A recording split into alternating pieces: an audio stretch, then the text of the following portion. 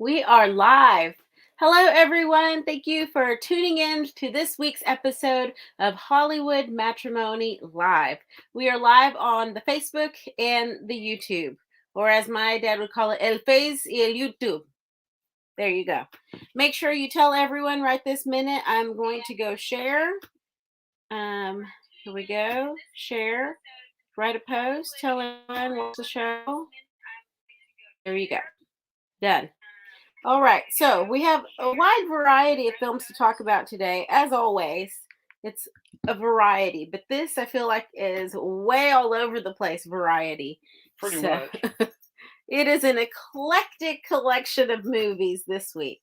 So, do you have any preference on where we start or what we do? Because Well, I think we saved the big one for the last one. Well, that, because of that course, one got yeah. a whole. Oh, I didn't even check the contest films. Don't worry about it. That's I'll just okay. go through because most of it's the same. There's only one or two Okay. newish ones. So yeah, I have them kind of in this order of where I wanted to go. That's fine. Whatever you So want to I do. may just go in this order and see what happened, like here and then here. Whatever Okay. you want to do, my dear. All right. So this first movie to me was kind of an unexpected lead because I did not expect this person to do something serious. This is not what I imagine when I think of Right, but he has. Jason Sudeikis. He has done a few different serious things. So but I agree with you. It's not what I would expect. Yeah. Anyway, so this movie is called South of Heaven. As you can see, it's available now on the Blu-ray. And basically, Jason Sudeikis is a man who has just gotten out of prison after serving 12 years for armed robbery. He comes home to... He's an ex-con. He comes home to his wife, whom I'm imagining is Evangeline Lilly. Who most people know from Lost, and more currently in Ant-Man and Ant-Man the Wasp. And I guess... Oh, yes. But she has like this long cool, hair. very short hair in this movie, but not for good reason. Here's the thing. Immediately, this movie is kind of sad to me because he gets out of prison to come home to his loving lady who is now battling cancer. So, like, what? And that's not a spoiler. No, it's here.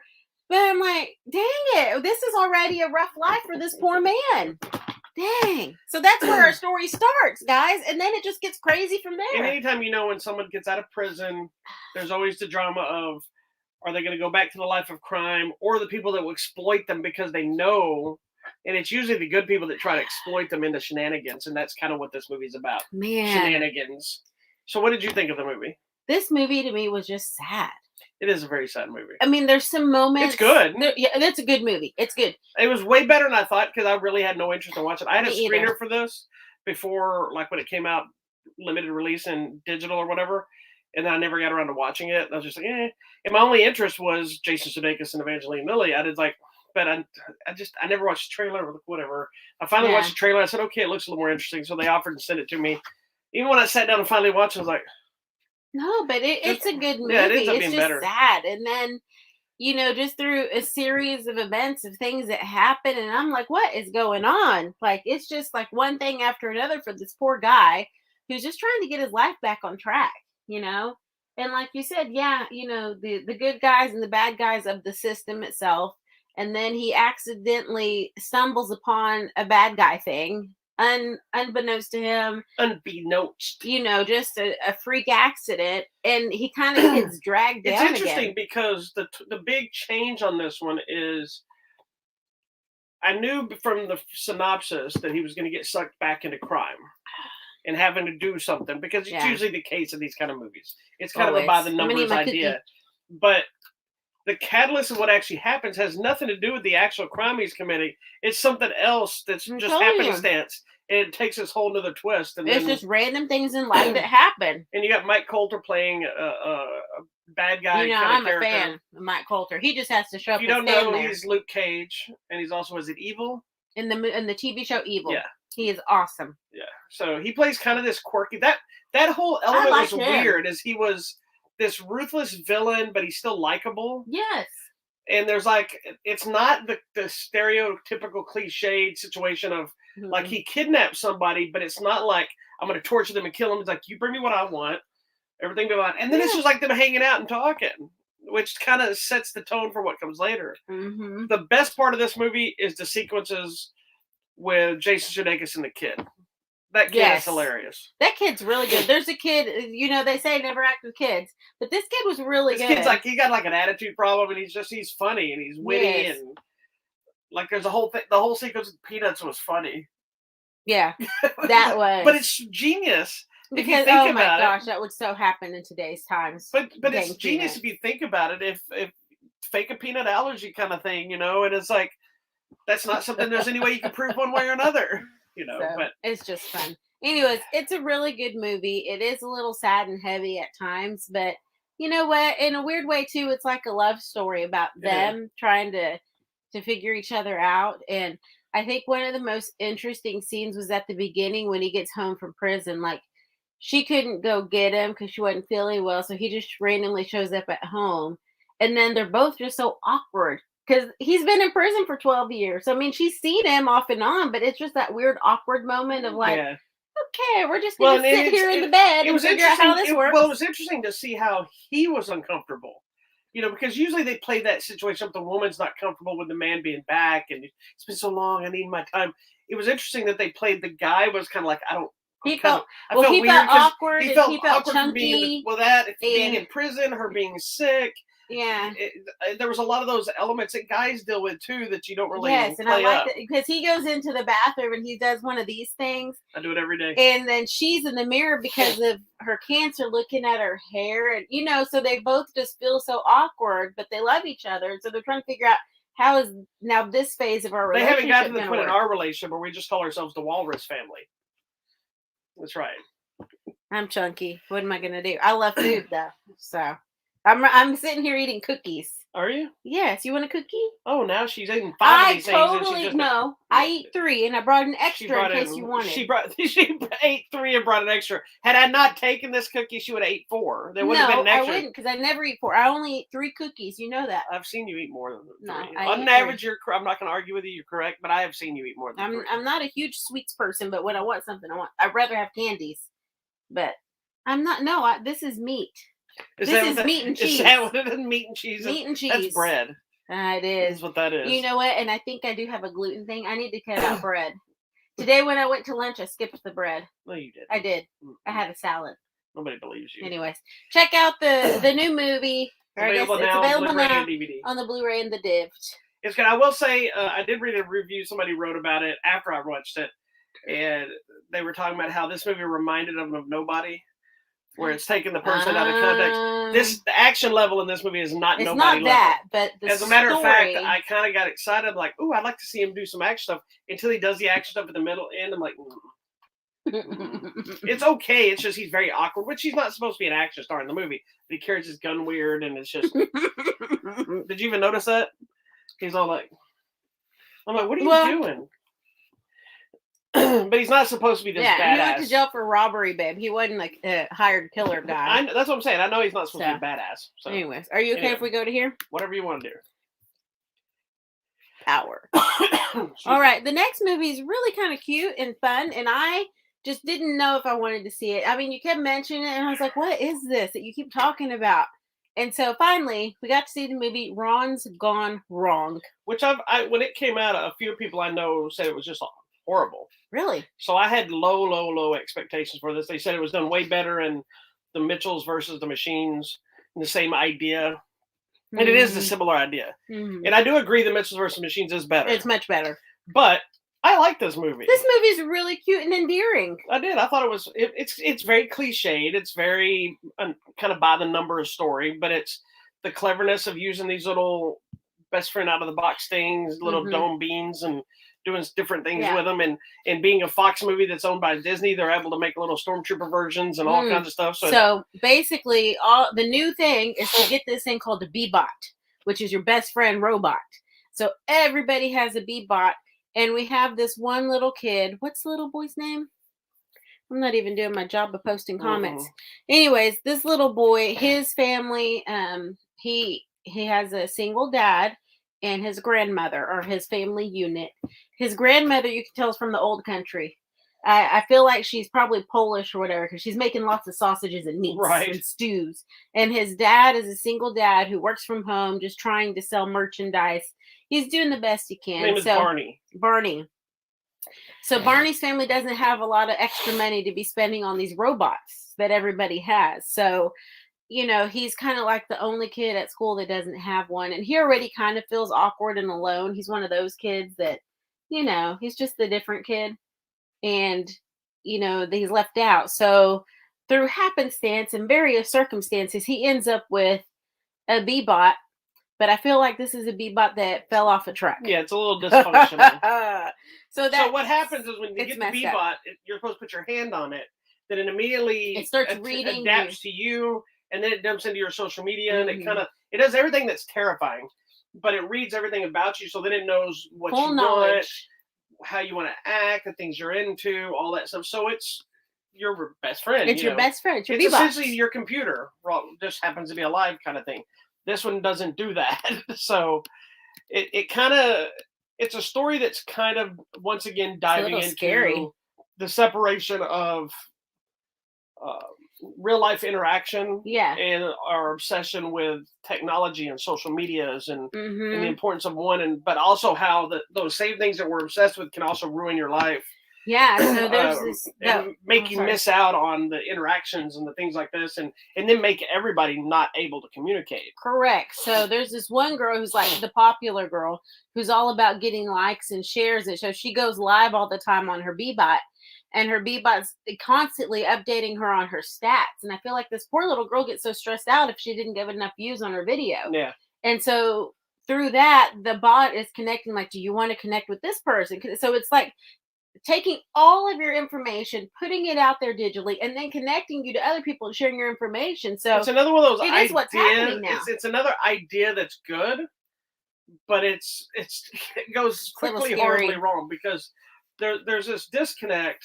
And I think one of the good things that came out of the pandemic was, I think people realized they were missing personal connection. Correct. And the people that weren't crazed, paranoid to not go back outside yet, which some of them I get, because it's totally not completely safe, depending on the people you're with and what you believe and how you act. But people wanted to see other people again. They didn't want just technology, which I found hilarious about how we were going through this whole thing with the kids, and about how the kids were so suffering because they couldn't go to school and they couldn't do this and they couldn't do that. And I honestly, I'm not saying there's not kids that had issues with that. I think it was the parents causing these problems, because the parents were the ones going, "Oh my God, I'm so sorry. Your year's being ruined and stuff." Because prior to this, every kid you see was like this, sitting in their bed, sitting on their computer. They weren't out and about doing stuff, most of them. So they were living the same life. The difference is they weren't doing it by choice. They were forced. That's what messed them up, the lack of choice. And they started realizing kind of what this movie does is, or partially, is you weren't social interaction anymore. You had to rely on this, and now when that's taken away from you, it's the whole, you don't appreciate it till it's gone mentality. And that's a lot of the element in this movie. Yeah, because it's interesting. Like, they're even allowed to take their little robots to school. And the school has like a whole charging wall set up for your robots to go stay there during classes. Yeah, we immediately, when it came up, we're like, why are these at school? Yeah, we were both very irritated that they were allowed to take them to school. But it's interesting because, like you said, the social interaction was gone, though, because the robots go talk to each other and make friends and connect with each other, not the actual people connect. Yeah, instead of you sending a friend request on Facebook, the robots just touch each other, and then your friend is there. So you have even less contact. Correct. So you're walking around with this thing. So, what's his name, Bernie? Yes. His little robot is messed up, okay? It's gone wrong. It fell off the back of a truck, essentially. And when he turns it on and tries to connect, and boop, boop, boop, boop, it's like, please connect to the main server. Please connect to the, like, it hadn't downloaded all the information, and the coding wasn't there. So the only names that the robot knew were it had only downloaded through letter A, and then it stopped. So it only knew vocabulary of the letter A. Absalom. The whole movie. And he was trying to tell him, like, at one point, he's like, "Oh, you're going to get hurt." And he's like, "What does that mean?" He's like, A word, annihilated. He's like, "Ah!" So, it's kind of funny throughout the whole thing. But with the robot being wrong, it actually was the right thing for him, for Barney. Well, it was, because, and I also like that they kind of touch on that, because the creator of the software and stuff talks about, well, he was creating one thing, but then he realizes through all the adventure and the situation and the issues and the things that go wrong, that he realizes, okay, it's like what I was saying is it's a good idea, bad execution. It's like this right here, but it's not the right algorithm. This is not what they need to be connecting. This is what they need to be connecting, and it kind of touches on that, and all of it's pretty much a metaphorical story of what's going on in the world. Correct. In a random way, I had a moment where I thought about the movie The Circle with Hermione Granger and Finn. Yes, and Finn. John Boyega. Yes.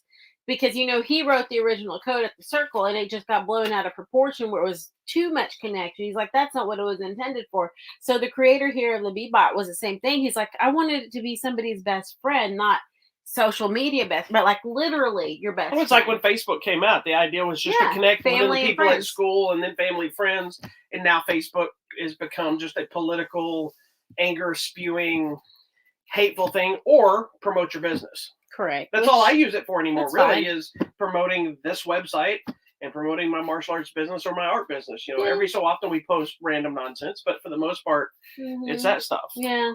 It's too bad. And I think, too, we've seen when we were, what was that other one about the social media where they did the deep dive in the social network? Was that what it's called? That movie where we found that documentary? Out. Yes, where they're selling all your information to everybody and selling it to everybody else. That explained the algorithm of when you look up something in Amazon or something like this, it suddenly shows up on Facebook. But I'm telling you, it's just listening to us now. Because we talked about something and it showed up on my feed. Yeah. I did never search for it. We just talked about it. But anyways, one of the things they put on that documentary was the statistics of girls specifically on social media, how it's messing up their own self, whatever viewpoint, their self-worth or whatever. And the amount of plastic surgery things have increased because people want to look like the filters, which you're not going to look like the filter. Like I would love to look. The filters look stupid. I just filter a little to get rid of the pimples. But even then, it looks bad because you can see it. It's like I don't understand. Yes, it's just to make my skin. Everybody's face when they're on filters, they look dumb. I don't look dumb. I look at you and I'm like, "What's wrong with your face?" And then you put a filter on it, and it looks worse. Oh no! No, it's like I understand people not being happy with their looks or that kind of things and want things done to them, and I get that. I just do a little smoothing for the pimples. You don't need a little smoothing. Look how you look. No, you don't. Look at it puts makeup on you. You need to look like how you look. That's the problem. Okay, let me explain to you something that guys don't like. Oh, okay, please enlighten me. You women have been lying to men for years. Trying to look for guys. Oh gosh, see? You look great. You look the same way you look. That's who I married. That creature. I married that creature. I was so skinny and bony. Why did you marry me? I was tiny. I was like, I can't tell you on this show. There's children watching. Anyways, I need to. So tell me what were guys going to tell you? The mentality of false advertising knows no bounds between you women. You tuck, you push, you make up, you fix, you do this, and then once you get into a relationship, that's not who you are. And that's how you know if you're in a really good relationship on the surface level. Is if I wake up next to you and you look like a monster. I do not look like a monster. Okay, sorry. In comparison to what you looked at the first time we met, or the first time we went out, or our wedding, and I still love you the same amount, that's a relationship. Mm-hmm. But if you came out and you're wearing sweatpants, and your hair's jacked up, and you have no makeup on, you're missing a tooth, and whatever happens, then I'm like, and I don't want to be there anymore, that's a problem. Yeah. Where majority, I know there's guys that way too, but majority, this is how I look all the time. It really is. I apologize, but this is it. This is what you're getting. I know. I don't do anything special. I wake up. And this magic happened. You know what you picked. You made the bad choice, not me. It's on you now. I feel like I always look like this every day, though. You do. And so stop putting the stupid filters on it. Everybody knows what you look like. All right. Everybody looks at those pictures and with your cross eye and your thing, and then they're like, what happened to your face? It's because this one I have the droopy eyelid, and when I am tired, my eyes get really People need to be proud of the way they look. I'm fine with that. Even if you're gross, be proud. Embrace your grossness. Yeah. That's okay. You can't change certain things. Like you can lose weight, you can work out, you can do all these things. But sometimes if your face jacked up, it's just jacked up. No matter how much I train or work out, I'm gonna still have this gigantic Frankenstein square head. Ain't nothing I can do about it. I'm still gonna. If I want to get surgery, that's fine. But then I'm gonna look like little Kim and look all like. Oh my gosh, her nose is like, Bless how her does she heart. even breathe? I don't It's know. so tiny. Anyhow, we got so off track on the movie Ron's Gone Wrong. Look, Kim Check got it into the out. story. Where can we watch this? It's available now on Blu-ray, DVD, and it's on Disney Plus. That's where you want to go. All right, next. Are you okay to go here? Yeah, that's fun. All right. This next one I've been excited for. It was a trailer I saw last year. It's another pandemic movie. It was a movie called Rumble. It's based on a book. I've never read the book, but it involves kaiju, giant monsters fighting. It's in this monster case, wrestling. Yeah, instead of destroying cities, they're wrestling / MMA fighters. Yeah. And it is awesome. And I was so excited to finally get to see it, and even more excited that they ended up putting it on Paramount Plus. Yes. So it's an exclusive to Paramount Plus. So when we found out, matter of fact, I didn't know it was coming out this week until you announced it last week on the show. Yeah. I got super excited. So, but does it live up to the hype is the question. Does it live up to the hype? Did you enjoy this movie? I actually did. And this is so not a movie. This is like totally like a boy movie. This is just a There's guy. no such thing as a guy or girl movie anymore. Whatever. I feel like this We're is not just in that world any longer. Fine. This is not a me movie. I'm not into monsters fighting each other. But man, there was this big thing. I feel like, was he a shark or an octopus? He was an octopus. He was both. He had a shark-like head, but he had octopus arms. Yeah. Anyways, remember his name was Sharktopus or Sharktopus, Shark something. Sharkaton. He had like tentacles. He did. It doesn't say there. I'll have to look up the guy that played him. Hold on. Anyways, it doesn't matter. But the thing is seeing these crazy monsters jump off and do like an elbow, like flying through the thing. It was actually a lot of fun. It's pretty clever set up because I got these gigantic rings, and like the trainers are all people, like normal humans. Yeah, so you see she's standing up there talking to him. They're on these like hover bikes, and that's how they talk to him. Yeah, that's how they can fly up Tentacular. Yes, because he has tentacles. Yeah. And it's actually a lot of fun. It is. The movie's a blast. It's nothing breaking down any walls of animation and stuff, but it looks, the poster, the image that we have up isn't a great image, but it's actually better animation than that probably alludes to, because that kind of makes it look like a straight to TV movie. And it's really not. It's really good. The creature designs are all fun. There's a ton of different ones, and they all seem to be some kind of a animal mashup, kind of thing, as opposed to just straight monsters all the time. There's a heartfelt story on top of it. It's silly, but there's the biggest thing is there's just tons of gigantic monsters kicking each other's ass. And there's some good music. Mm-hmm. And there's some booty shaking and oh yeah, we're doing some dancing. But I, as somebody who's a cartoonist, and the design of the creatures was amazing.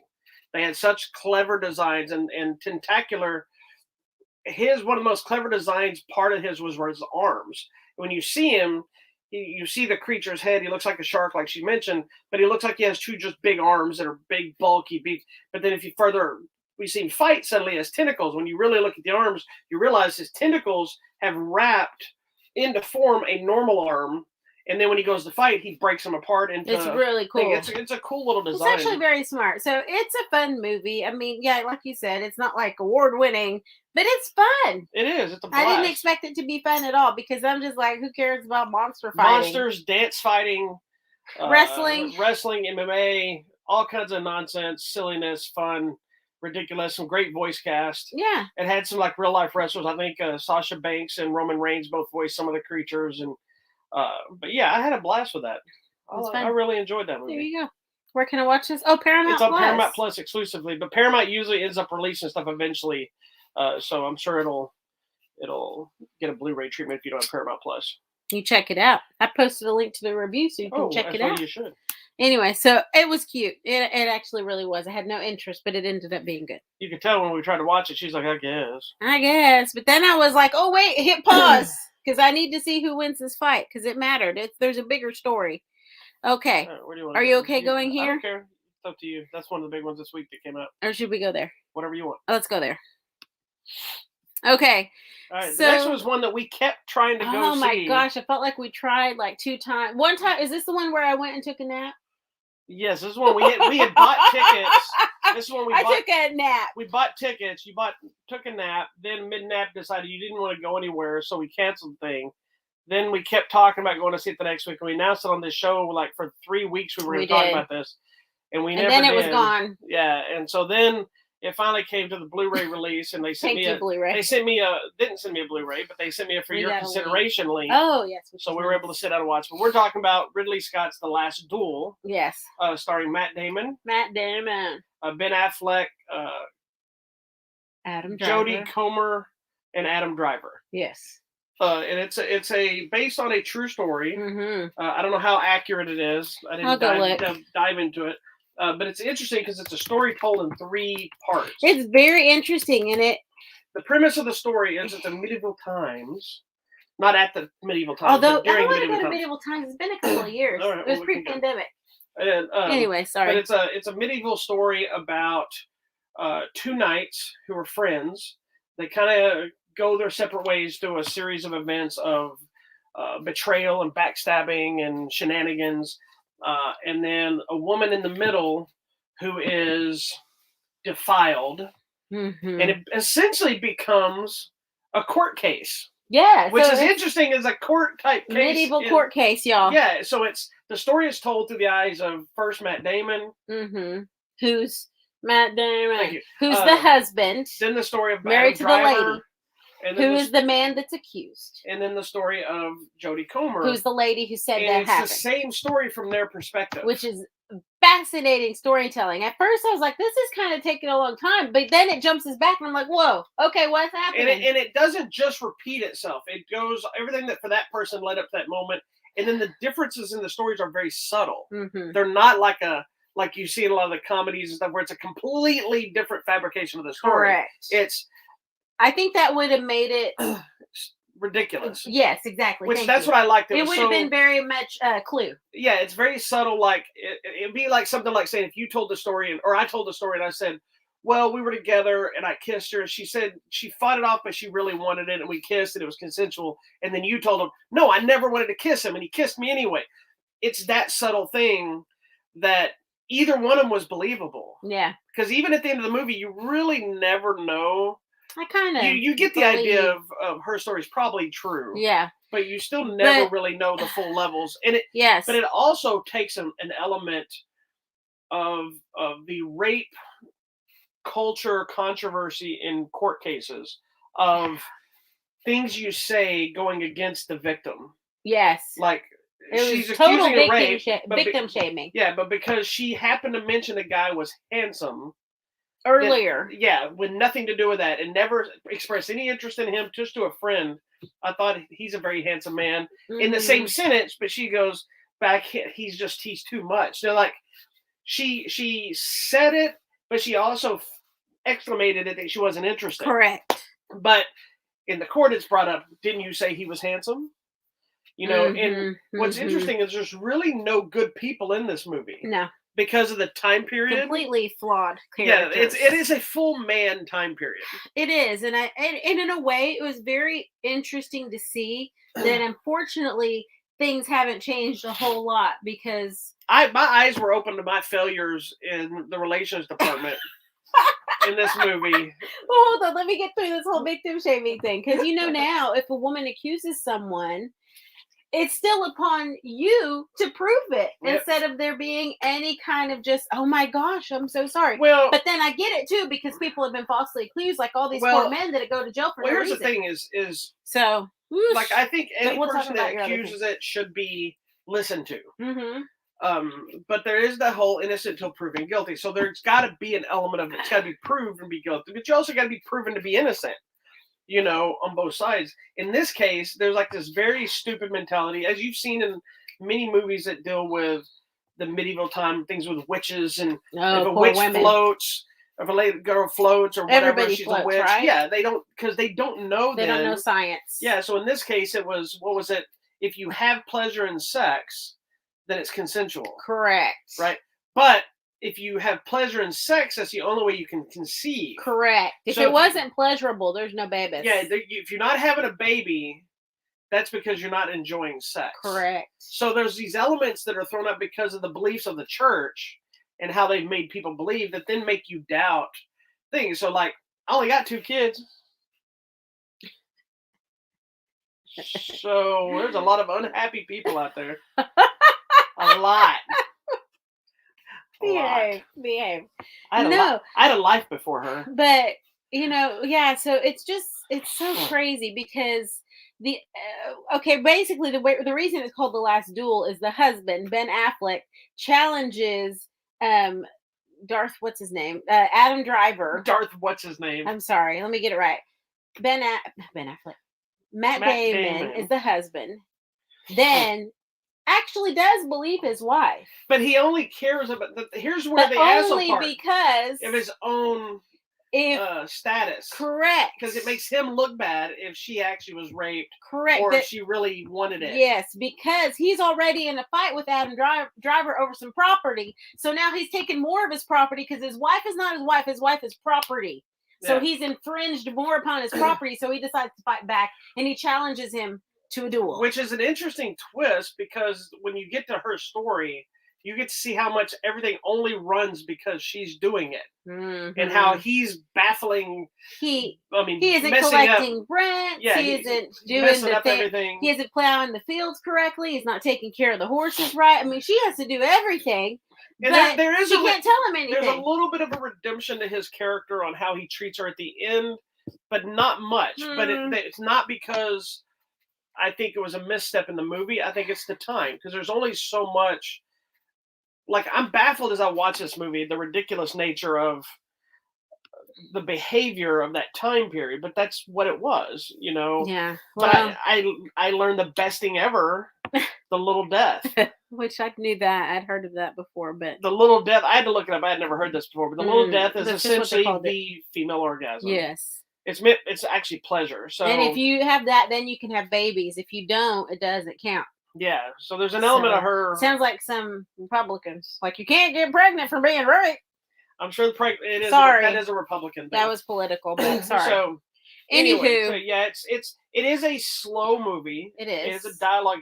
Despite it being called The Last Duel, it's not action heavy. But once we get to that duel, oh my gosh, it was like medieval times. It was scary. It was a little bit scary and bloody. And great fights. There's a few little fights here and there, random when they're in the war and stuff like that, but nothing. But they do take enough time with the duel part to really give it some impact. And I think we even, because we get the story told of all three main characters and their point of view, we do get a well-rounded sense of each person and what was important to them and how status of being knighted or status of given property and winning wars, how that gave you more status and more power, and why it would lead to something so big. Because at one point she's talking to some other lady and the lady's like, well, I was raped too, but I didn't say anything. Because at that time period, women knew there was no recourse. Like, they were just property. Nobody cared. But specifically because Matt Damon was already in a fight with Adam Driver over property that he felt had been stolen. There's a whole other story there. He pursued it. But then you get to the point, like you said, back then the court was not the court. The court was like the church. Yeah. So I'm like, how is that fair? Can I just say it immediately... The fact that they were suing anybody in period was baffling to me at the beginning. Because when they were like, you did this, because the only thing you ever think from these kind of time period movies is just go kill somebody. Yeah, you've disrespected me, we're gonna duel, or disrespect you, I'm gonna kill you. Yes. But in this case, you're like, I will sue you, and I'm like, what is this, 1984? Like, because remember there was a time period that it shifted. Everybody just, I'm going to sue you for everything. Yeah, that's how it is nowadays too. But whole court scene was crazy. There's a whole too. dialogue at one point. It's like, he sued me. Well, he's suing me again, and I'm like, who knew that so much suing was going on back then? The court scene was crazy to me because it's very much appearing before the church. Yeah, and then everybody's sitting there hearing your business about you having sex with your husband and this other guy raping you, and they're getting into the intimate details. And at the end of the thing, they're like, we'll allow the duel, but just know if you lose, it's because God is against you and you're going to burn. Yeah. Because he's like, do you know what the penalty is? I'm like, they're going to burn her. But it was worse. They did all this other skin stuff. her and all this skin stuff. her alive, break her bones. Yeah, they said because around. if he loses, then you were lying. You were lying. God's going to know. teaching you a lesson. Mm-hmm. Which further shows the craziness of the religious people. Yeah, a little bit. Sorry. Sorry. Anyhow, we're not going to tell you who wins the duel. You need to watch the movie. Everybody in this It's movie pretty are good. assholes. Yeah. So, like, another friend of mine who saw the movie, he's like, after reading my reviews, he's like, you clearly like this movie more than I did. Oh. And I'm like, but I can see how this movie will work for some and not for others. It's long. And I kind of knew the layout of how this movie played out. And I had no idea until you told me on the screen. Like, you're like, oh, we're going back to so-and-so's story. And Ben Affleck is really good in this movie, too. He is. He's not redeemable at all. No, he's a side character. He's not one of the main parts of the story, but he's a catalyst to all of it. Yes, he's so involved such in a douche, everything. And I loved him for it. I love his wife is the best character in there. Because she hates him. It's so funny. This movie has caused a lot of controversy in the world, too, because of that it didn't do well. Aww. And Ridley Scott came out talking about basically people suck for not watching the movie, because they talk about the people that would be interested in this movie are probably the people that are not willing to go to the theater. And it's interesting just to twist. I really like this movie, and I'm glad. It's one that's kind of floating around for a lot of award contention, even though it didn't make a lot of money. But it is slow. It's dirty. It's gritty. There's not a lot of redeemability to anybody, even her. Even though she's a victim and she's not a bad person, she's it is what it is. Yeah, I mean, it's too bad. I was just reading about it. This was the last official judiciary duel in France. Like the final legal, duel that was allowed. Afterwards, it says other duels have happened, but those were just duels of honor. Yeah. But this was ordered by the court. Yes, we will have the duel. And my favorite thing is he threw down. I thought he was going to go. He threw down his gauntlet. He literally threw down his gauntlet. Down on the floor. I was like, what? You wanted him to slap him with the glove? I wanted to go, yes, because we're in France. But anyway, this movie's check it out. Available now on Blu-ray, DVD. You may not like it. I'm just going to. I really liked it. It's okay. It is long. It's like two and a half hours or a little over. So just know, but you're getting 3 stories. So it's a movie that deserves an audience, I think. I agree. And I'm going to agree with Ridley Scott. I'm not going to say people are dumb, because I don't think that's true. I think they are. Not for this. I think people are always like, I want something different. I'm tired of remakes. I'm tired of superheroes. But then when you have something original based on history, people are like, Well, and this is another one that Ben Affleck and Matt Damon, I believe, wrote the screenplay. Oh, good for them. And it's interesting. Ben Affleck was on Howard Stern this week. It was such a great interview. But he talked about this movie as well. And he's like, I don't totally disagree with what Ridley Scott's saying, but he thinks that he said he was kind of over the intellectual property idea of filmmaking. He's like, he's kind of done with box office. It's like, he's fine with making the movie you want to make and let it stream so people can see it. Yeah. And that's something people have mentioned with one of the movies we're going to probably talk about next, is that the release on it probably was not the right way of going. And I think this is another one that's probably probably should have got a digital or some kind of a streaming release as well as theatrical. Mm-hmm. So the people that are the real audience. So we'll see how it does. Throw it on History Channel, which is so bizarre. But we'll see how it gets put out now that it's on Blu-ray. I think history buffs, you will like this movie because it's based on some historical. Especially the fact that it's just not just knights fighting. It's a whole rape court case. So it's very interesting. Yeah, you want to go here? No, let's do this one and then. Okay. Then we'll come back. Because those other 2 are the ones that came out in the theater big releases this week. All right. No? This one? No, I'm just kidding because I popped it.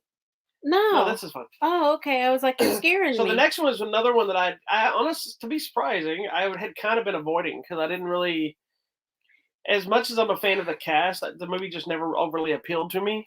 But we're talking about a movie called The Card Counter, starring Oscar Isaac and Ty Sheridan and Tiffany Haddish, which was random, surprising, and Willem Dafoe. Yeah. And it's directed by Paul Schrader and produced by Martin Scorsese. Martin Scorsese. Yes. And the story is of a guy who's a professional poker player, kind of on the circuit. He meets up with a kid who kind of knows him and is on his own path, and he kind of takes him under his wing, not so much to teach him poker, but to kind of help him in life.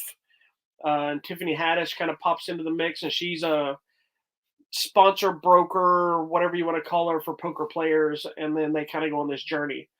The movie I thought I was getting is not the movie that this is. I thought I was getting something very much in the vein of what's those heist movies with George Clooney? Oh, Ocean's 11. That's what I thought I was getting. See, that kind of vibe. I thought it was going to like, be a movie about like professional poker. This guy who was kind of almost a savant of counting cards and was really good, but he was going to get it over his head, and they were going to try to kill him. I thought it was going to go into that whole world of poker. See, I thought it was going to be more like poker, shady business, stealing money. It's neither one of these things. None of that happens, just so you know. Basically, he's an ex-soldier. Yes. Who's been in prison for hitting an officer. Okay. Right? And so the movie is dealing with, there are poker sequences in it. And there's a lot of poker. Yeah, and it is in that, but it's dealing with his own PTSD, if you will. It's not really that, but it is that, of what happened, connected to real life events. And it's also connected to the other characters that are in the film, which is interesting. So it takes a really dark turn. And it's a very depressing movie. That's what I would say. This is like just a sad, sad movie all the way through. There's moments of love and connection and all that, like personal connection and growth, but at the underlying, it is just a sad movie. Like I watched, like you said, you left this and you're like, hey, we need to watch this for a show, and you took off. I didn't tell her. I'd already watched it. You left it for me. You went to class. I watched it in the middle of the night, and I was like, I'm like, oh, it's the guy from Star Wars. Like, cool. That's a sad movie. She needs to watch this. I'm like, yeah, the guy from Star Wars. Cool. We're gonna be like in Casino, whatever. No basis. I was literally thinking George Clooney, like, cool. He's gonna be a card counter. He's gonna rob the casino. It's gonna be a heist movie. Oh my gosh, this is the most sad, depressing thing. But then when you get to the point where it connects to real life things that have happened and why some of these people went to jail and stuff, I'm like, oh my gosh, this poor man, through no fault of his own. And yet again, it's another case of somebody on the outside world that's probably not comfortable being on the outside world. Correct. Because in this case, it's not because he can't function and misses jail. It's because his mind is already just jacked up. Yeah, I mean, it says he is haunted by the ghosts of all his past decisions, and there are many. But I'm telling you, this man and the people that this happened to in real life, it was not necessarily okay. It's partly their fault because they did the crimes. But this movie is not based on a true story. No, but I'm just telling you, some of the things in it that are true. And I don't want to give it away because it's just so, when you see it, and especially when I saw that one lady in the picture, I was like, oh, I remember this news story. So it's kind of something in our modern times that happened, but. And they do a cool thing that I thought really enhanced. Wow, this is heavy. When he gets his flashbacks up to the real life event connections, it's shot in a fishbowl style. Yes, it's very visual, where it's very kind of distorted, and it's almost like you're seeing it through somebody else's eyes, and it's like your eyes watching it happen, and it's just kind of disturbing, and what you're seeing is kind of disturbing. And it's sad and upsetting because like he's traveling to all these different casinos for these tournaments, and the way he sets up his hotel room was like disturbing to me, and it was like, is this prison style or what is he doing? Like, it almost makes you think, and this is going to be very cryptic. It makes you think that he's always preparing in case today's the day. Yeah. You know? Yeah. But in reality, it's not. But this could be the day that we got to go there. Yeah. You know, and without, I know it's very cryptic, but I can't explain that because that's kind of the point in it. And the way it goes there is very interesting. And one of my biggest issues was there's two elements. There's a character that dies, and it's off camera, and I felt it was very anticlimactic, but I think it almost felt like that real life mentality of this character been with us, and then all of a sudden you just hear a story, hey, they're dead, and you're like, yeah, that I didn't like. But I think that's because it dealt with we're dealing with him dealing with it as opposed to that guy's story. And that's how he would find out. He would get a phone call. And then there's another element that's very, very violent that we don't see. And I'm like, man. But I think the more I've sat with it, you see the aftermath, and there's no way to visually put on film what when you see the aftermath of what you in your mind is creating, they probably happened. Well, and it's more impactful, I think. I think so. I mean, I had to think about it for a while, but I did notice just in that scene where somebody's getting some revenge on someone, and you don't see all of the thing, but you hear it. Yeah. And you can hear people fighting, and you hear some violence. I felt like I heard some gurgling. Yeah. But then all you're seeing is this other room, and you see the sun come up. So I'm like, oh dang, that was like all night long. You're basically, it's like still camera on a living room, and it's nighttime. And they're by in the another time room, so that you're hearing the ends, sound effects, and as it's playing up, you see the light changing in the room, implying that it had been going on all night long. It's very interesting. And I mean, that was not a very artsy. That was not a revenge. That was a torture. Yeah. But that takes us back to why he ended up in prison to begin with. So it all comes full circle, and it's very sad. And I will tell you this before people think they're trying to read into it. It's not a serial killer situation. No. Because that's what it felt like. It was very Dexter-like, but it has nothing to do with that. Well, but the sadness, once you connect it to the real story of what happened to these people. It could go that route. I know. But it's nothing to do with what happened. But I'm just saying, these people were conditioned to do this. Yeah. This is how they were trained. This is what they were taught to do. And it was killing. It was not punishment. It was killing. Yeah. And I think that's a lot of the things that are wrong with the current system of incarceration, whatever we want to call it. These people are not being rehabilitated. They're not being given skills. They're silly. You've never been in jail. People you don't know my business. Are sometimes just tortured, and that does not help anything but continue the cycle of violence and torture. So I'm just going to leave it there. You've got to watch the movie. It is sad. Just it will not. This is definitely not a movie that will work because, again, it's another slow-paced movie. It's to me, it was one of those, like, as I was watching it, I didn't know if I liked it or not. It wasn't until it finished and the payoff and what happens and where it goes and you have everything together. Then I was like, I kind of dig that movie, but I would never watch it again.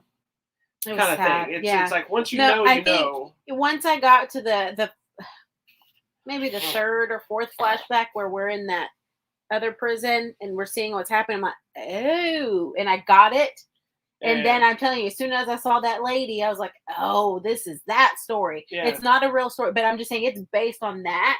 Yeah. Oh, I was like, oh. And big props to Tiffany Haddish. Tiffany Haddish was good. She's not funny in this movie. She's serious. No, she's serious, but she's so kind and endearing, and they have a good chemistry. Connection. Yeah, they have good chemistry, and because she was all like, that's right, with her long gone nails, and I was like, oh, girl, get it, get some of that. Now, Oscar Isaac is brilliant in the movie. Whether you like the movie or not, he's really good in the movie. He's good. It is very sad, kind of dark, depressing. It is a little slow, but once it picks up, it picks up. So you should check out the card counter. It's available now. Look, it's on the Blu-ray and the DIVD. It is. And it says it's a dark thriller. So a heady thriller. A revenge thriller. Ooh. It is kind of that. It is kind of that. It's not at all what I thought it was, but I'm glad I watched it. We're good. So, all right, moving on to something darker. Oh, Lord. If you want to talk about sad movies, oh my gosh, I went the wrong way. This way. Oh, no. You're just doing it there on the screen? Yeah. Why are you doing that? Why not just open the thing and click the one you're supposed to click? Because I don't know where my mouse is. Oh, that's over there. Because you're dumb. I'm dumb. Okay, anyway, this is what we're talking about. Next one is another movie Sorry. I've been really, really, really looking forward to, which is the movie Nightmare Alley, which is the latest from Guillermo del Toro. So you know it's going to be weird. Yeah, which is not the movie I thought it was going to be. I had no idea what I thought it was going to be because you're dealing with the sideshow carnivals and sideshow freaks and things like this. So I thought it would be Del Toro. I thought it was going to have a little more of a supernatural element to it and that kind of thing. Yeah. But it's Bradley Cooper. Just went. Ron Perlman's in it. I just went blank of everybody that's here. It's a huge cast. Bradley Cooper, Kate Blanchett, Toni Collette, Willem Dafoe, Richard Jenkins, Rooney Mara, Ron Perlman, and David Strathairn. Aaron. That's what it says. I know. Aaron. I love this movie. I knew you would. I love this movie. This movie to me is like the saddest, depressing thing. And I never want to watch this again. It's too sad. I would actually watch this movie. This movie very much reminded me of the HBO series Carnival. Y'all, this was and just it is a little depressing. It's a dark. little. The thing that I liked more about it is that okay, a lot. But what I really liked about it is that it isn't actually dealing with supernatural elements. Instead, you're dealing with the con artist element of the carnies and getting to see how they pull off their tricks and how they make their stuff. And it's based on a book from there's a film in 1947. But this is not based on that book, the movie. It's based on the original book, which I think is 1946. And it's kind of it's a very film noir. This is another thriller kind of thing, you know. It's long, but it's told in kind of two parts. You got the first half of the film is about this guy, Bradley Cooper, who wanders into this carnival, leaving behind something shady in his past that's kind of loosely unveiled. And it wasn't anything like what I thought it was going to be and what he did. Because you know what he did right out the gate, but you don't know the circumstances about it. And when you finally get it, you're like, okay, that's not what I thought happened. But it's the first half is all the carnival world. Yes. Which I'm assuming you like that element. It's okay. It kind of freaks me out sometimes. Well, you get freaked out by the carny people. The carny people. I'm sorry. Not like weird, I apologize. There's not weird freaks in this movie. No. If you're freaked out by the freak element of the carnies, it's more like the strong men and the electricity and the people that are, you know, the fortune tellers and all this. But it shows how they do it. It's fun the way they set it up. Then the second half takes the world out of the carnival and takes it into the real world, and it's kind of the elements of the aftermath of that stuff into this, into new stuff that kind of blows up, and then it makes this. I thought the ending has a brilliant full circle twist to the whole thing. So that's where. Tell us what you think. I know you're kind of hit and miss on this movie. This was probably going to be in my top 10 list. I'm not into carny stuff. I think that's the first thing. All that stuff makes me just uneasy, and I think it's very weird and sometimes evil. And so I guess in a way that's just people that are deformed, really. No, I know, but I think what some of the weird trickery things they do is not nice. I think it's evil. That's just me in my weird manner of thinking. Element. And so I think that's where immediately I was like, oh, I don't know if I'm going to like this. But I think what really is sad and evil is the people element. Yeah. It's not the carny stuff. It's the people themselves and what they're willing to do. There's not too many people in this movie that are redeemable. No, it's what people are willing to do to make money, to become famous and well known. And I think that's where the real evil is. We've always said that the biggest danger to the planet are the humans. Yeah, and never the monsters. So thinking Guillermo del Toro, that's the monster of the movie are the people themselves and how they treat each other. And you know, I'm going to give major shout outs to what's his name? Because Bradley Cooper. Yes, you guys, his whole story, like he starts kind of here and he goes up here and he's down here and he's over here and he's all over the place. And by the end of it, he's like unrecognizable to where we started and where we thought we were going with him. And it's so shocking and surprising. And you're like, and at the end, you're like, that's amazing where we ended up. And I was like, oh my gosh, this is just so sad. And the twist is like a very throwaway element from the first half of the film. You have to pay attention. Yeah, if you don't pay attention, you won't know what they're talking about. Oh my gosh, but it got me. And I was like, oh my gosh. After all that, it's clever. It's interesting. There's a wide variety of very interesting characters. Some are likable, some are not. It really pity some of them. It is a nightmare, guys. This movie. It is. I love this movie. It's really hard to explain this movie because again, it's another one that he shows. And the weird thing too is he just shows up kind of out of nowhere, right? Yeah, there's no no explanation. He learns how to do like a mentalist act, and he takes it on the road, supposedly to become famous and make money. And you know, as soon as that becomes your focus, something's going to go wrong. Yeah. And something goes wrong. He gets entangled with the wrong people he should not have gotten entangled with, and they get mad and come after him. And that's kind of where we're at. That's kind of the overarching story, but. In and out of his life come these people, people who want to use him, someone who actually really loves him and he doesn't even pay attention to it. That's what the money fame, element. Yeah, the fame and the money. And it's just so sad. I love this movie. I know you did. I love the look. It's kind of dark. It's gritty. It's dirty. Is it Kate Blanchett that had all the fabulous dresses, and she's the one that's like the doctor? Yes. Yes, she had these fabulous dresses, you guys, because of the time period, and all the ladies had the little hats and stuff, and she was all like luxurious. Oh, that part was beautiful. But then in the carnival stuff, everything's so dark and gritty. So I did like that element to it. Well, and they're always in mud. Yeah, it's always so gross. But it's the time period because they didn't just have paved parking lots to set up their carnival. And I like these old school, like the tuxedos he's wearing. And just imagine tuxedo and then where we go. And I'm just like, like the carnival barkers and that kind of things. Crazy. I like the dynamic of all the carny people because they had that family element because they were all in on the scam. They all worked together. But they also weren't trying to be bad people. No, they weren't like scamming people out of money, like tricking them. They were just trying to make a living. They were like, this is just how they do this. And if you buy into it, you buy into it. But getting to see how things are like not really working and other things. And then elements of, they kind of tease how there's this one element that might be real. Mm-hmm, and you even at the end, you never really know if it was real or if it was just a way of faking something other level. Yeah, like was it the next level of the because they're like, you don't use this because this is done with the forces of hell and this and that, and everybody's like, ooh, I love this movie. It's really interesting. It has made me want to go back and watch HBO's Carnival again. My only problem didn't they cancel it in the middle? It got canceled before without finishing the story, so it kind of irritated me. Anyway, Nightmare Alley is in theaters now. Sadly, it has not done well. This is a movie, though, I think should not have gotten right now. It should have been another one that had a specific audience, and it's a very specific vibe. This is not the kind of movie that people are going to rush for. It's a movie that's getting. This is not like date night movie. No, this is a movie that's getting pushed a lot for a lot of award consideration as well. Very much. He is so good in this. So is Kate Blanchett. So was Rooney Mara. I'm not a fan. Everybody was good. I'm not a huge fan of Rooney Mara, but she was pretty good. Yeah, I thought everybody did good. The big question is, what did you think of Toni Collette? Because you hate Toni Collette.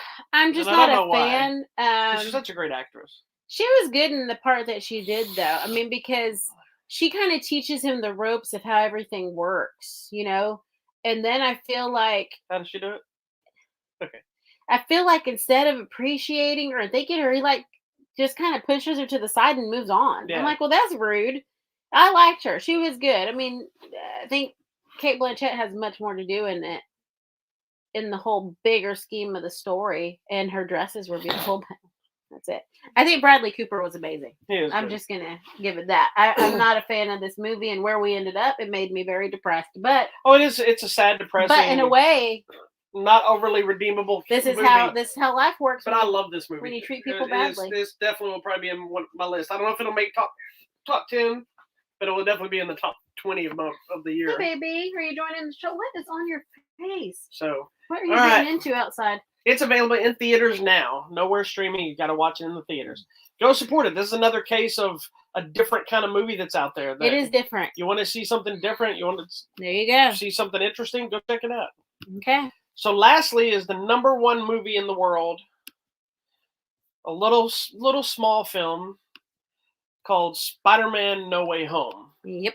It's about an Indian man who dances with an Indian woman dressed as Superman. It's Spider Lady. Okay, whatever. Anyway, that is my favorite Spider-Man. Don't play that right now. Don't play that. I'll play it later.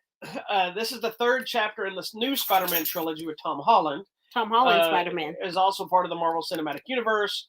It does take place after Endgame and obviously Far From Home Spider-Man. So we're continuing that storyline. And if you've seen the trailers, it is also something that's very important to know the history of the previous movies because we're dealing with the multiverse. Now we're going to talk about this and try to do as minimal spoilers as possible. No spoilers. I'm even going to try to not talk about stuff that's in the trailer because if you've been avoiding the trailers, this movie is an experience. It is not just a new Marvel movie. In my opinion, this movie is on par with Infinity War and Endgame on its epic scale because of what they pulled off. This is another case of very much like the very first Avengers movie or the first X-Men movie. They pulled off something in this movie nobody thought would ever happen. Mm-hmm. Mm-hmm. So we'll say that. So we did a full marathon that we do anyway. Anytime we watch anything, I love marathons. I love a good movie marathon. When the new Batman movie comes out, despite it connecting anything, we will probably watch every other Batman movie before it, just to watch. Say, let's get our Batman vibe on. And the new one has nothing to do with these other movies. But So who cares? we did the It'll same be thing fun. with Spider-Man. We watched all three of the Tobey Maguire trilogy, both Andrew Garfield movies, even watched Into the Spider-Verse. Yeah. And because I saw Doctor Strange in the trailer, I watched Doctor Strange. Yeah, we watched too. both Tom Holland's Like, and the Doctor why Strange not? movie. We did not go back for Civil War and Infinity and all that. I should have, but I remembered. We just didn't have time at that point. So, before we talk about anything in this movie, Yes. now that you've revisited freshly Yes. the entire Spider-Verse, Yes. first, I have two questions for you. Okay. First, who is your favorite Spider-Man now? And what is your favorite Spider-Man movie, even if it's not the same person as Spider-Man? Peter Porker. Peter Porker's your favorite Spider-Man? Oh yeah. Of the ones we watched. Yes, of all the Spider-Man things you've now seen. Oh my gosh. We're not picking the 70s Spider-Man movies or the Japanese Spider-Man TV series. I have two answers. All right. We'll accept two. I liked the what's the second kid? Not the first. Andrew Garfield. I like the two Andrew Garfield movies better. Controversial choice. Then I like the Tobey Maguire movies. Very controversial. But I'm not a Tobey Maguire fan. I understand. I never really have been. I always thought he was awkward and sweaty looking. So I just wasn't a fan, and I think also I didn't like Kirsten Dunst. Kirsten Dunst is not. I'm not a huge fan. She's hit and miss with me. But to me, the Andrew Garfield stories were so much more than him fighting things. It was about him, the person, dealing with this whole Spider-Man thing. I felt like he was more in the essence of dealing with the Spider-Man than the other. I know probably the other, Tobey Maguire, was fighting actual big characters from the comics or whatever. But I'm just telling you how I felt. I felt very connected to Andrew Garfield. All right. May not be the popular choice. I'm a huge fan of Garfield. That's okay. The cat. But I will tell you that I like Tom Holland because I like his youthful innocence and the not knowing what the heck is going on. And the first thing he goes is talk to Ned. He's like, "Oh my gosh!" And Ned's like, "Oh my gosh!" And he's like, "Oh my gosh!" Like that's what a typical teenage kid would do that suddenly has powers. That's one of the things that I did love about Homecoming was their first thought was, "Hey, you should go to this party so we can get chicks as Spider-Man." Right? I mean, which is what all of us as kids with powers would do. I think, especially when you see him brought in by Iron Man, like, "Hey, we're gonna go fight Captain America," and he's such a sweet little innocent kid. He's like, "Hello, sir. Sorry, but Iron Man said we have to do this." I mean, he's just the sweetest innocent He's referring kid. to Civil War. Yes, he's just the sweetest innocent kid. So, you know, are we ever going to get an answer? This is a long-winded answer. Yes, from Andrew Garfield's movies, but Tom Holland's character. Okay. And so you like both of the... And I also want Aunt May. Hold on. You like both of the Andrew Garfield Spider-Man movies over all the Spider-Man movies you've now seen? Oh, no, not this one. Including the new one. I said of all the new Spider-Man movies. I like this one. This one's your favorite? Because Yeah. last night it was a different answer. Yes, I like this one. Why are you unplugging my stuff? Last night it was Spider-Verse. I do love him. Miles Morales. That one? Yeah. Yeah, I like Miles Morales because I like that. I like all of them. I'm just telling you, I want Aunt May from Tobey Maguire and Andrew. Which is funny because you're such a massive Marissa Tomei. I love Marissa Tomei. I just didn't think she was the right age, but it doesn't matter. She's really not, but it's okay. Anyways, but I love Tom Holland in this role. Like I'm telling you, he brings such that youthful innocence and just really wanting to do the right thing every time. And then when faced with difficult choices, I mean, he does what a teenager, he goes to his best friend. Well, what's interesting now we're heading into this new movie. Guys, this new movie is heavy. It's epic. It's emotional. It is emotional. I cried like 2 times. And it's an interesting trilogy cap. Even though they're already working on the 4th one, in theory, it's not going to be the end of the Tom Holland Spider-Man universe. It's an interesting evolution. Whereas both Maguire and Garfield, you never got much of an evolution. There was an evolution of Spider-Man, but not of the Parker character. In this one, the first movie, you're the high school kid dealing with being a superhero now. Yeah. On a big scale. Right. The second movie was dealing with the love life, but also still being a superhero and kind of growing. And then this one is he's becoming a man and dealing with real life issues. And Nobody really, wants to deal with that. He's evolved from a geeky high school nerdy kid that's clueless to an emotional person who's had to deal with numerous big losses, when you count in the end game and all that other stuff.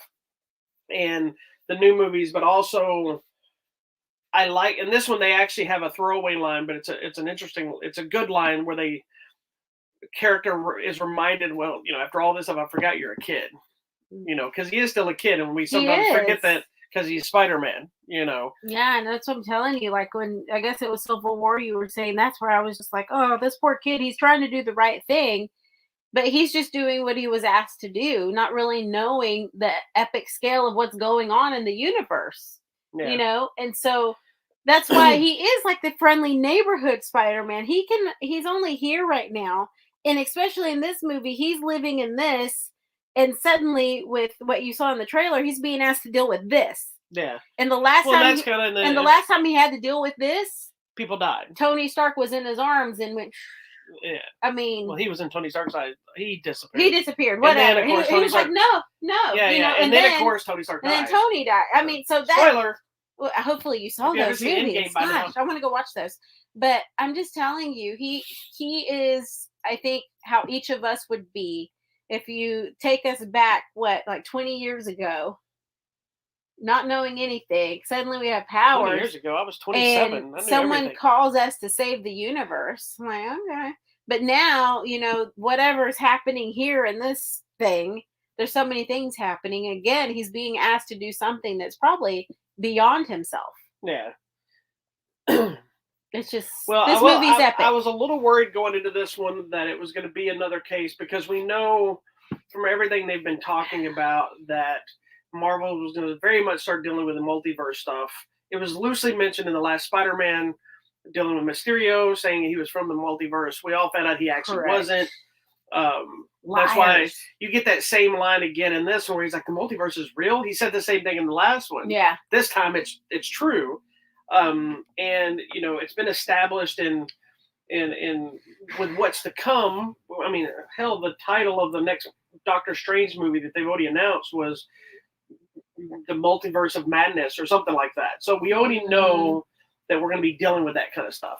So this movie does have the catalyst to set that new direction for Marvel Cinematic Phase 4 in.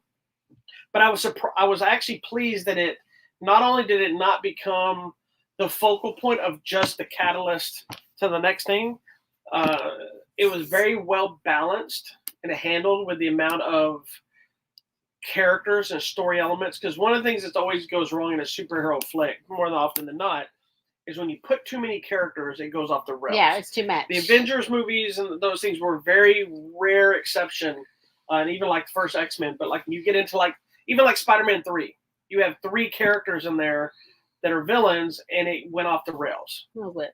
I love the movie, but I recognize its flaws, you know. And it's Batman, you start stacking on new villains in those old movies, they got worse and worse and worse, And when you start putting too much stuff, you see in the poster, and you've seen in the trailer, which villains show back up from the multiverse. But there's some great storylines for those characters. And there's some great homage to stuff that's come before it, respecting the things that came before it, that makes sense, closure to certain things. Yeah. It's a lot of elements that work. I can talk in cryptic. The people that know. The people that think they know may or may not know. Some things happen in this movie that you never thought would ever happen. There's other things that happen that you want to happen that don't happen. Yeah.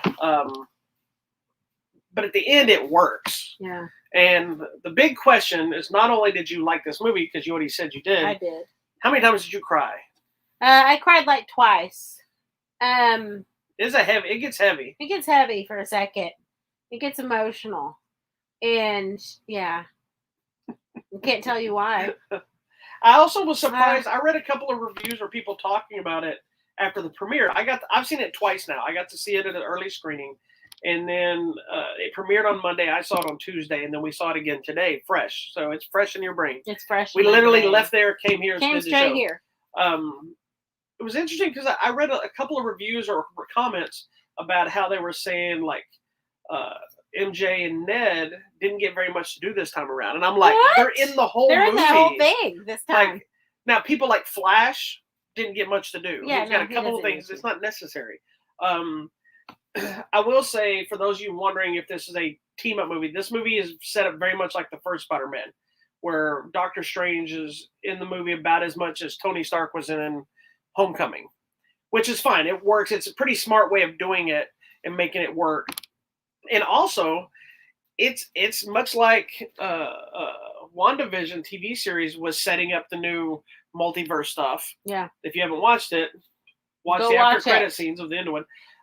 It also set up a lot of the changes in the Doctor Strange world that you never would have thought about. There's a line talking about it, and she even gasped in the middle of the theater when they were talking about it. I was like, oh my gosh, like, I didn't know that. But you're like, how's that even possible? And then when he says it, you're like, oh, that makes sense. I was like, oh my gosh, really? Yeah, because it's never been talked about. But then it makes it make more sense in Shang-Chi of why he's around and why he's doing all these things, right? So it's interesting. I bet that's why I want to go back and watch the other ones. Like, was there a clue and I missed it? No, I don't think it had. I don't think there was anything there. I think it was just because of what happened. And then after they get over Endgame, I have then a question they though, so we'll talk later. Okay. Anyway. Anyways, you need to watch the new Spider-Man. That's just all you need to know. Go watch it. And of course, there's two end things. There's a mid-credit scene all the way and to there's a very end credit scene. Stay. Neither one of them. They're both satisfactory kind of things, if you will. Yeah. There's another movie that you should watch too, but I don't want to tell you because then it spoils what something's in the movie. Yeah, don't watch that. So yeah, Can't tell you. So anyway, Spider-Man is in theaters. Spider-Man: No Way Home. It's amazing. No pun intended. We were in a packed theater and people were liking it. And this movie, for me, may have jumped to the top. Of all the Marvels? I haven't decided if it's beat Winter Soldier yet. Because Winter Soldier stays on my top because it's different. It's more grounded. Mm-hmm. These other movies are very big, superhero-y, epic. I think the fact that Winter Soldier is more of a spy thriller actioner makes it stand up. And then Shang-Chi is up there, but that's more the martial arts element. So fun. Plays into it a lot more. We're gonna have to watch all the Marvel movies. Let's do that. Let's get 20 years plus movies. So there might be Winter Soldier, Shang-Chi, and Spider-Man maybe fighting for my dual top film. Wow, but they're all definitely in my top three. I'm trying to think, what would I like? You like Thor: Dark World? I like Thor: Dark World. I'm the only person that likes Thor: Dark World. I like every Marvel movie that's come out. I do like the last ones where they're doing the epic battles. I think Captain Marvel's on the bottom of my list. Which is the one with I like that movie though. With Hawkeye and what's her name go and they're hanging off the cliff. That's Endgame. Okay, that's the one. Huh? Yeah, that's the one. That's what? That's the one. Yeah. What about it? It gets me in the field. Every time. Anyway, I just want to watch those last movies. Okay. The epics. Anyhow. I love this movie. It's excellent. It's in theaters. It is the #1 movie of the weekend. It's also in the world. It is. And it's also one of the biggest box office stuff since the pandemic. I was going to tell you how much. Let you take a guess. We haven't done this in a while. Oh. We used to always, early in the shows, we used to always talk about how much the movie box made. Office? Yeah. Okay. So what do you think it made? 136. 136. Okay, so in comparison, Spider-Man 3 opened back when it came out at $151 million. Oh. This movie debuted with a massive $253 million, which is the best December domestic opening of all time. Wow. The best Sony opening ever. And the third best ever among films, as it beat, I think it beat Force Awakens. Wow.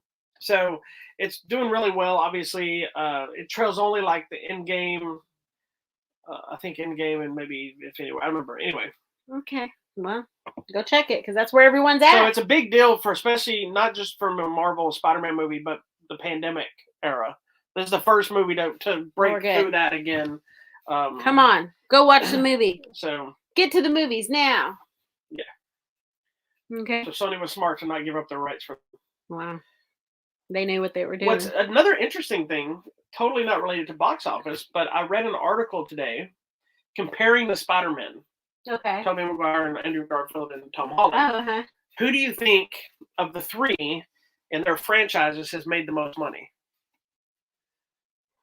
Tobey Maguire. You sure? He Before didn't- I tell you the truth, with your answer, why do you think it would be him over the three? Over Tom Holland, who's in the Marvel Universe, or Andrew Garfield, who only got 2 movies?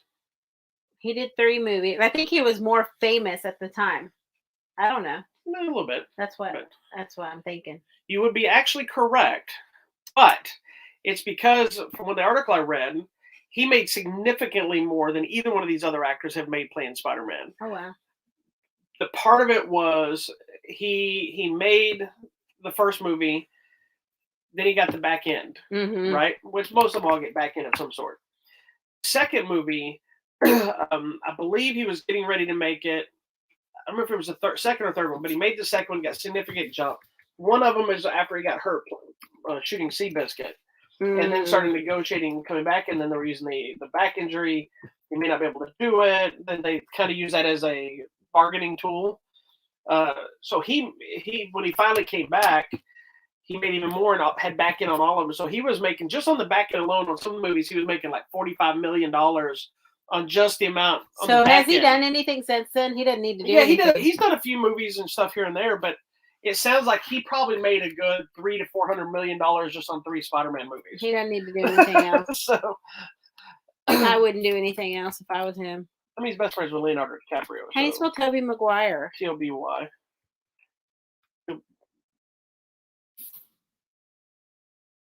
T-O-B, I think it's T-O-B-E-Y. I don't know. He's not my favorite. Sorry, dude. Yeah, he is. Anyway, why are you looking him up?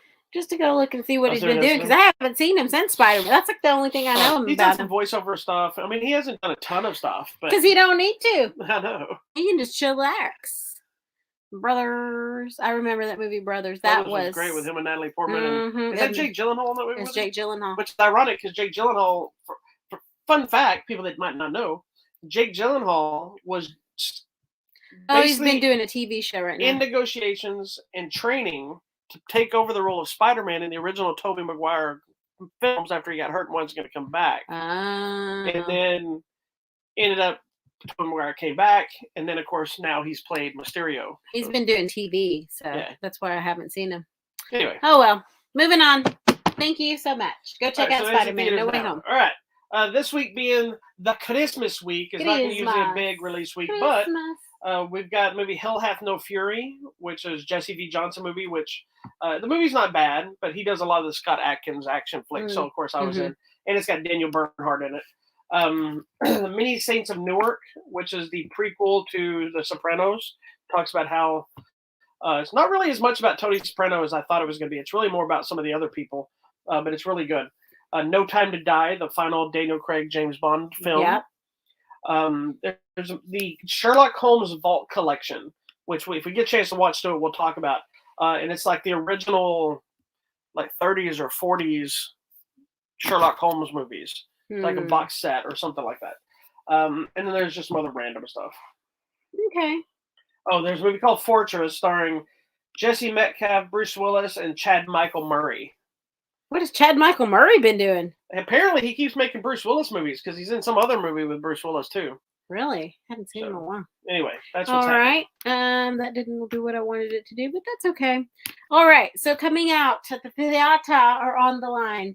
So Tuesday, Being the Ricardos, which came out in theaters, will now be available on Prime. So if you have Amazon Prime, you can watch Being the Ricardos. Go check out last week's episode where we talked all about that one. Coming to Netflix is a movie we must watch. It is called Grumpy Christmas, and it looks like a grumpy old man. So I'm all in. Wednesday. Everybody's been waiting to get back into the Matrix. Which sucks. She was supposed to go to a screening this week and ended up having to skip it, and then I was bummed that I couldn't go. And So it's actually coming to the theater and also to HBO Max. Right. So if you're still not a theater person, you can watch on HBO Max. Also coming out on Wednesday, The King's Man. I guess it's a prequel to The Kingsman. It is, and I have a lot to say about this. All right, so I will be I've watching already seen that. it, so we'll talk about it. I am excited for this next movie, Sing 2. Like as well? Yes, Sing Part 2. Ah. So I'm excited about that. Coming out nationwide is The Tender Bar. It's a Ben Affleck, George Clooney thing. George Clooney directed it. Okay. Starring Ben Affleck.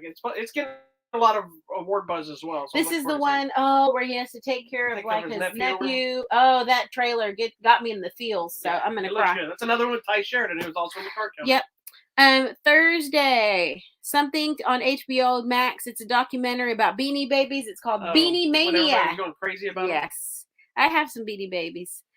Coming out Friday for Christmas, we have Encanto coming to Disney Plus. If you haven't seen it, check it out. It's really good. It is a good. I didn't like it as much as she did, but I did because I personally connect with the story, but that's it is okay. a good movie. That's a great movie. Coming to Netflix. Don't Look Up. Leonardo DiCaprio and Jennifer Lawrence and Jonah Hill. Mm-hmm. It's a new Adam McKay movie. The same guy that did the one about the real estate market. I just know something's coming to destroy the planet, right? Yeah, something like that. It's a meteor. Coming out on Christmas Day nationwide. American Underdog. This is the Zachary Levi sports movie. Yeah, where he's playing Kurt Warner. It's all about Kurt Warner. Yeah, so we'll have to watch that. Also nationwide, A Journal for Jordan. This is Michael B. Jordan, where he's writing the journal to his unborn child. Directed by Denzel Washington. There you go. I'm not really interested in that movie. And then, speaking of Denzel Washington, this may be near you. It is a Christmas release. It's The Tragedy of Macbeth. So the play on the big screen. Yes, so I'm very excited. We will be talking about that. Very excited to see that.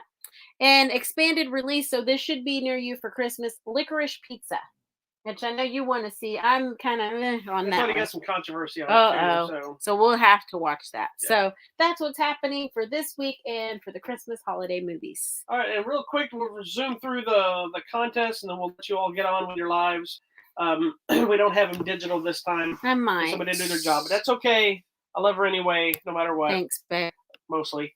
So this week we still have copies of Malignant. What are you throwing stuff up? I thought you didn't. I didn't throw anything up. Oh, there's nothing up. Oh, sorry. Okay, I didn't know. It's okay. See it on your screen it's okay. Here, so anyway, I stopped. We have copies of Malignant still, the Monkey King Reborn animated feature from Logo USA, the Clint Eastwood Cry Macho, the Donnie Yen movie Raging Fire. The Hell Hath No Fury that I just mentioned is coming out this week. And the other newest one is the Many Saints of Newark. Yep. So we have copies of all those still available. A lot of those will be ending this week. So get your entries in as fast as you can. There you go. I hope everyone has an enjoyable week and that you enjoy Christmas. And even if you don't celebrate Christmas, go do something happy nice. Holiday, be happy. Hanukkah, whatever Kwanzaa, it may be. Kwanzaa. I hope you enjoy it. Whatever Peace it is, be with you. Whatever it is, just have a wonderful day. Go to the movies. There you go. And we'll talk to you next Sunday. Peace out.